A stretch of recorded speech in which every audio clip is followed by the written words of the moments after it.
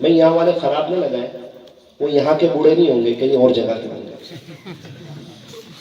دو بڑی عمر والے سفر کر رہے تھے، ایک کی عمر 70 سال اور ایک کی عمر 80 سال۔ ذرا دھیان سے اس کو یاد رکھنا، پھر لطیفہ سمجھ میں آئے گا۔ لطیفہ سناؤں نا؟ ایک کی عمر 70 سال، ایک کی عمر 80 سال۔ اوپر ایک نوجوان لڑکا آرام کر رہا تھا، 17 سال کا، وہ سویا ہوا تھا، اور دونوں بڑی میاں والے تو باتیں شروع کی۔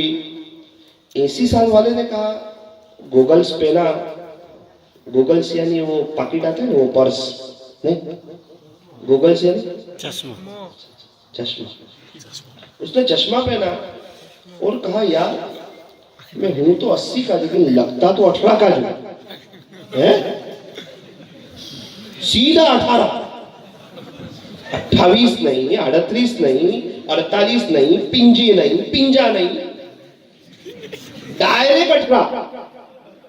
وہ بازو والے نے کہا یار تو 80 کا 18 کا لگتا، میں تو 70 کا 17 کا ہی لگتا ہوں۔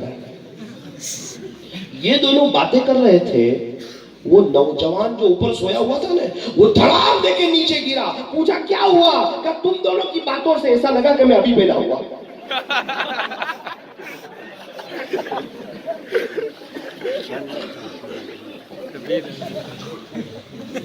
اضحک اللہ سیدی۔ اللہ تعالیٰ ہم تمام کو خوش رکھے اور ہنستا اور مسکراتا ہوا رکھے۔ ایک اور سن لو، پھر آخری ایک بات کہہ کر اپنی بات کو ختم کروں گا۔ تختی باقی ہے،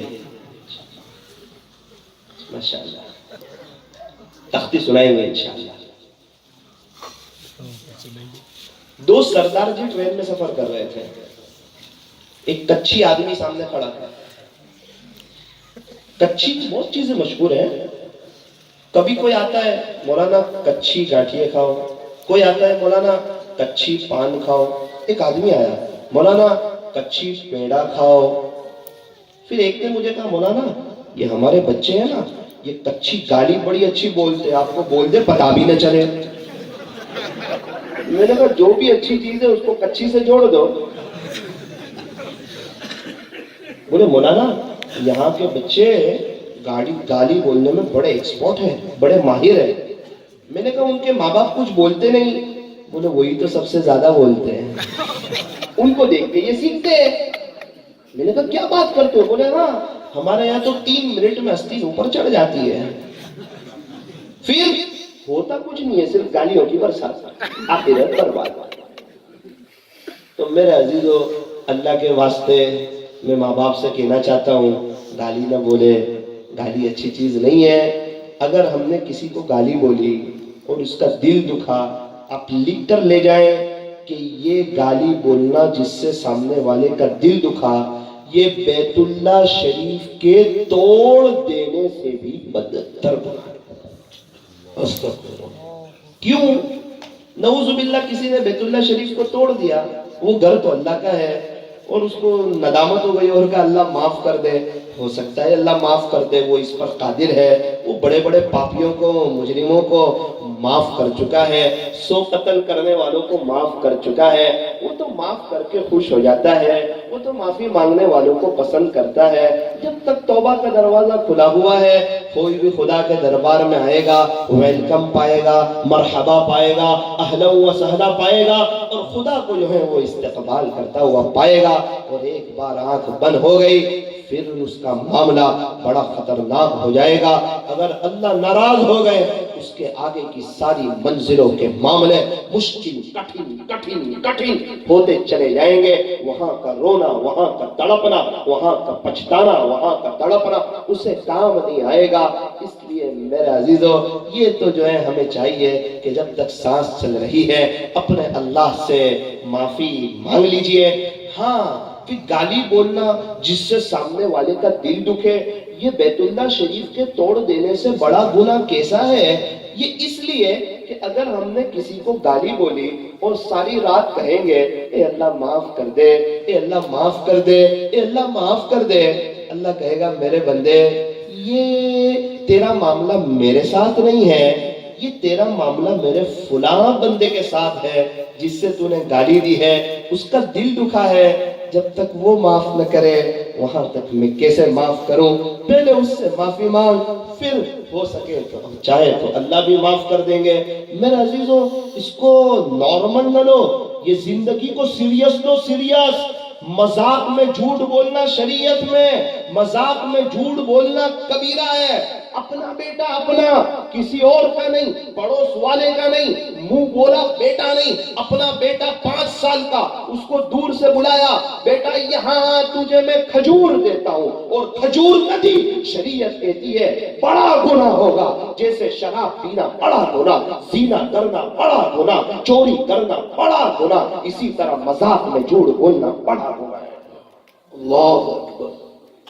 زندگی کو سیریس لو، اللہ کو حساب دینا ہے۔ ممبئی 10,000 روپے کے لے کے چلے گئے خریدی کرنے، ریٹرن باپ کو حساب نہیں دے سکتے ہیں۔ یہ زندگی کا حساب اللہ کو دینا ہے، ہم انکم ٹیکس والے کو حساب نہیں دے سکتے ہیں، اپنے اللہ کو کیسے حساب دے سکیں گے؟ زندگی میں اتنی سب چھوٹی بڑی غلطیاں ہیں، نامہ اعمال گناہوں سے بھرا پڑا ہے، پھر کس چیز پہ ہم اترائے، پھر کس چیز پہ ہم اپنے آپ کو کچھ سمجھے۔ ایک مرتبہ تو عجیب اتفاق ہو گیا، ایک بزرگ جا رہے تھے، وہاں سے کتا گزرا، ایک آدمی نے کہا حضرت، بولے جی آپ بہتر یا یہ کتا بہتر؟ یہاں جو پوچھا ہوتا تو کچھی میں بہت کچھ سن لیتا ہے نا کہ نہیں؟ کتنا بڑا جملہ ہے، ایک اللہ کے ولی ان سے پوچھتا ہے حضرت آپ بہتر یا یہ کتا بہتر؟ ایک دم سائلنٹ، سمجھائیں گے کچھ اپنے آپ کو، اندرون سے مٹا چکے ہیں، تبھی فنا فی اللہ اور بقا باللہ کے نور سے مشرف ہوگا۔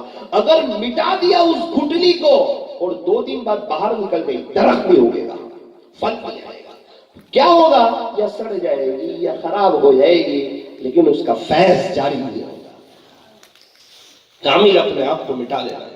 حضرت کے پیشانی پہ بل بھی نہیں، حضرت نے فرمایا دیکھ بھائی، اصل بات یہ ہے کہ اگر مجھے موت کے وقت کلمہ نہ ملے تو یہ کتا مجھ سے بہت بہتر ہے، اگر میں نعوذ باللہ بغیر ایمان کے چلا جاؤں پھر یہ کتا بہت بہتر ہے۔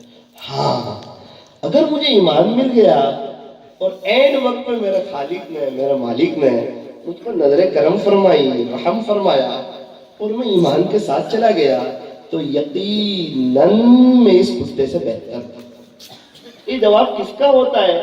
جو اپنے آپ کو مٹا چکے ہوتے۔ میرے عزیزو، میں اور آپ اللہ کی نعمتوں میں، اللہ کی طرف سے بہاروں میں ہیں۔